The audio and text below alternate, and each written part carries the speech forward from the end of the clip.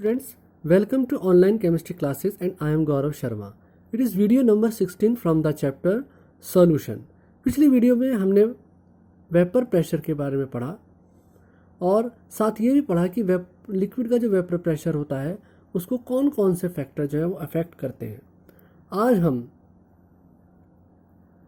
Routes law के बारे में पढ़ेंगे। देखिए, सबसे पहले जो हमें पढ़ना है ये पढ़ना है कि ऐसा सॉल्यूशन जो दो वोलेटाइल लिक्विड से मिलकर बना है, ऐसा सॉल्यूशन जो दो वोलेटाइल लिक्विड से मिलकर बना है, उसके वेपर प्रेशर को हम राउट्स लॉ से कैसे डिफाइन करते हैं। Vapour pressure of a liquid solutions and routes law. ऐसा सॉल्यूशन जो दो वोलेटाइल लिक्विड से मिलकर बना है, यानी कि सॉल्यूट भी लिक्विड है और सॉल्वेंट भी लिक्विड है और दोनों ही वोलेटाइल लिक्विड है, तो ऐसे सॉल्यूशन के वेपर प्रेशर को हम राउट्स लॉ से किस तरह से डिफाइन कर सकते हैं, एक्सप्लेन कर सकते हैं, ये हम सीखेंगे। देखिए, इस कैटेगरी को हम एक अलग तरह से लिखते हैं कि routes law for volatile solute, यानी कि वो वाला सॉल्यूशन जिसमें जो सॉल्यूट है वो वोलेटाइल है। हालांकि इसमें हम एक दूसरी जो कैटेगरी बनेगी, इसमें वो कैटेगरी बनेगी जिसमें हमने सॉल्यूट को नॉन वोलेटाइल लिया है, लेकिन दोनों ही कैटेगरीज में हर हालत में हम जो सॉल्वेंट है वो लिक्विड लेंगे और वोलेटाइल लिक्विड लेंगे। इसलिए जो पहली कैटेगरी बनी हमारी वो बनी routes law for volatile solutes. तो देखिए, ये हमने सॉल्यूट लिया और ये सॉल्वेंट लिया। देखिए, सॉल्यूट सॉल्वेंट, जैसे मैंने आपको पहले भी बताया था कि नोटेशंस में हम सॉल्यूट को ए मानेंगे और सॉल्वेंट को बी मानेंगे। दोनों ही लिक्विड हैं, दोनों ही वोलेटाइल लिक्विड हैं और जो सॉल्यूशन बनेगा वो भी वोलेटाइल ही बनेगा। अब देखिए, ये सॉल्यूट है ए नोटेशन वाला, और सॉल्यूट लिक्विड सॉल्यूट के कुछ ना कुछ वेपर होंगे और ये वेपर इस पर प्रेशर लगाएंगे तो ये हो गया प्योर सॉल्यूट का वेपर प्रेशर। उसी तरह से ये सॉल्वेंट है और सॉल्वेंट भी वोलेटाइल लिक्विड है, इसलिए इसके भी वेपर बनेंगे और ये इस सॉल्वेंट की सरफेस पर प्रेशर लगाएंगे तो ये हो गया प्योर सॉल्वेंट का vapour pressure. PA naught is vapor pressure of pure solute and PB naught is the vapor pressure of pure volatile solvent. PA naught is the vapor pressure of pure volatile solute and PB naught is the vapor pressure of pure volatile solvent. अब देखिए, हमने इन दोनों को मिला दिया।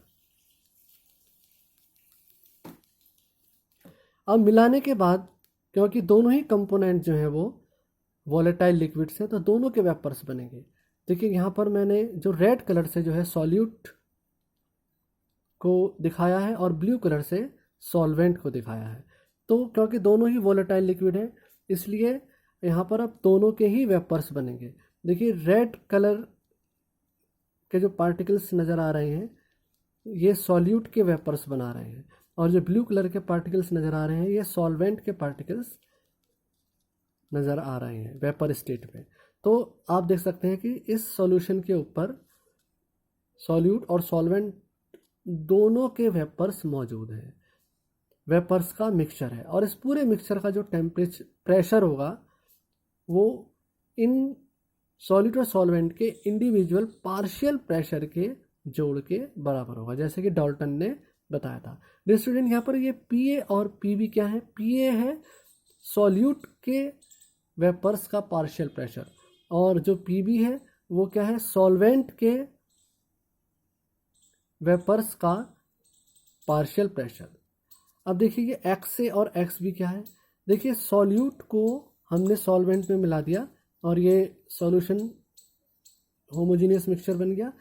अब इस solution में ये जो XA है, ये XA है सॉल्यूट का mole fraction in the solution. XB क्या है? सॉल्वेंट के mole fraction in the solution. Dear students, एक बार आप इतनी बात को और ध्यान से समझ लीजिए, फिर आगे बढ़ते हैं। देखिए यहाँ पर PA0 जो था वो था vapour pressure of pure solute, PB0 जो था वो था vapour pressure of pure solvent, PA जो है वो है vapour pressure of solute in solution, या इसको पार्शियल वेपर प्रेशर भी कह सकते हैं। PB vapour pressure of solvent in solution, या partial vapour pressure of solvent in solution.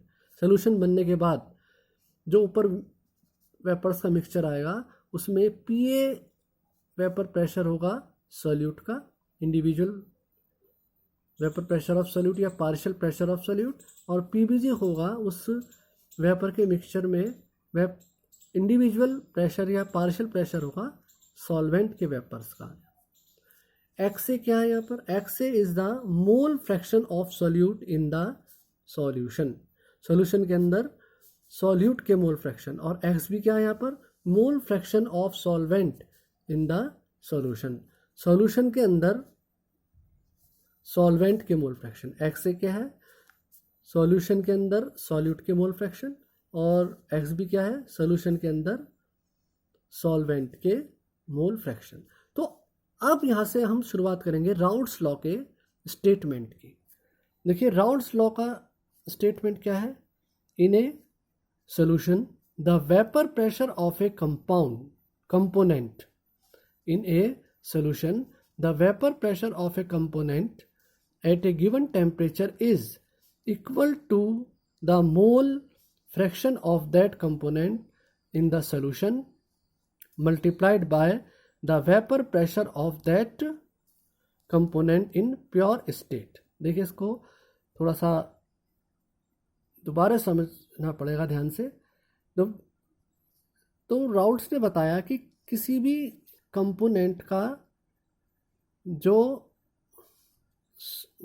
Solution के अंदर जो सॉल्यूशन के जो वेपर्स बन रहे हैं, इन वेपर्स में ये वेपर्स जो हैं दो वेपर्स का मिक्सचर है, दो कंपोनेंट्स सॉल्यूट और सॉल्वेंट के वेपर्स का मिक्सचर है। तो किसी भी एक कंपोनेंट का जो इंडिविजुअल प्रेशर होगा या पार्शियल प्रेशर होगा, वो वेपर प्रेशर उस कंपोनेंट के लिक्विड में जो मोल फ्रैक्शन है, इस मोल फ्रैक्शन और इस कंपोनेंट के जो प्योर स्टेट में वेपर प्रेशर था, इसके मल्टीपल के बराबर होगा। तो देखिए according to Raoult's law vapour pressure of component is equal to mole fraction of the component multiplied by pure pressure of the component in pure state. अब जैसे यदि हम ए कंपोनेंट की बात करें तो इस वेपर के मिक्सचर में ए का जो पार्शियल प्रेशर है या वेपर प्रेशर है वो है PA, और ये PA जो है लिक्विड में इसके मोल फ्रैक्शन XA, और प्योर स्टेट में जो वेपर प्रेशर इसके मल्टीप्लाई के बराबर होगा। इसी तरह से PB जो है वो XB और PB0 के मल्टीपल के बराबर होगा। अब टोटल प्रेशर जो है वो इन PA और PB के जोड़ के बराबर है। तो यहाँ पर हमने ये PA की वैल्यू रख दी और यहाँ पर हमने ये PB की वैल्यू रख दी। अब क्योंकि देखिए मोल फ्रैक्शन का जोड़ जो है वो 1 आता है, ये बात मैंने आपको जब मोल फ्रैक्शन पढ़ाया था तब भी बताया कि डिफरेंट कंपोनेंट्स के मोल फ्रैक्शंस का जो सम होता है वो 1 होता है। तो देखिए यहाँ पर हमने XA, अब XA प्लस XB या XA को हम लिख सकते हैं 1 माइनस XB, तो यहाँ से ये XA की वैल्यू 1 माइनस XB यहाँ पर XA की जगह पर रख दी और ये इक्वेशन इस रूप में आ गई। देखिए इसको और ज़्यादा मॉडिफाइड करके हम इस PA0 को यदि हम इसके अंदर ले जाएं तो ये इक्वेशन इस रूप में कन्वर्ट हो जाएगी। देखिए इसको और कई रूपों में बदला जा सकता है, लेकिन वो एज रिक्वायरमेंट हम जहाँ ज़रूरत होगी वहाँ पर बदल लेंगे। फिलहाल आप इस डेरिवेशन को यहीं तक समझिए। तो it is the relation of total pressure of the solution having two volatile liquid components with the mole fraction of any one of its component। तो ये टोटल प्रेशर को उसके किसी एक वोलेटाइल कंपोनेंट के लिक्विड में मोल फ्रैक्शन से relate करता हुआ एक फार्मूला है। डियर स्टूडेंट्स, अब हम इस फार्मूले की हेल्प से एक ग्राफ समझने की कोशिश करेंगे। उस ग्राफ को समझेंगे हम अगले वीडियो में। Till then, have a nice day.